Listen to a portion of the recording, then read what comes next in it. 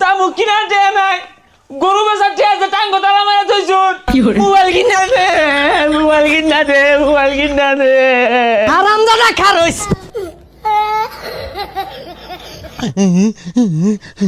হারামজাদা তোর মায়ের মোবাইল না কিনা দিলে কিন্তু ভালো মতো কই মারবাম